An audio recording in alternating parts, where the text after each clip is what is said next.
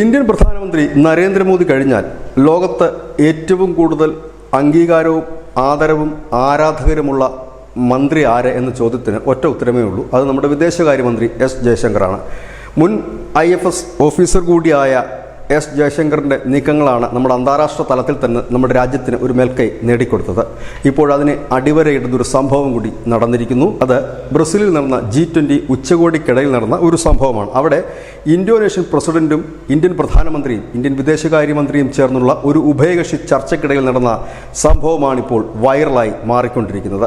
അവിടെ Indonesian president പ്രഭാവോ Subianto കടന്നു വരുന്നു.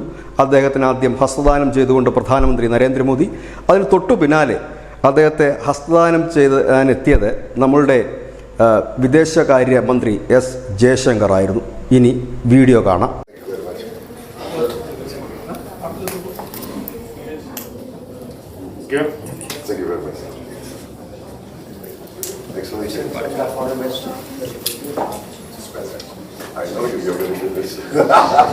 ഹസ്തദാനം നൽകിയ ശേഷം എസ് ജയശങ്കർ തന്നെ അദ്ദേഹത്തിനെ പരിചയപ്പെടുത്തി. ഞാൻ എസ് ജയശങ്കർ, ഇന്ത്യയുടെ വിദേശകാര്യമന്ത്രി എന്ന്.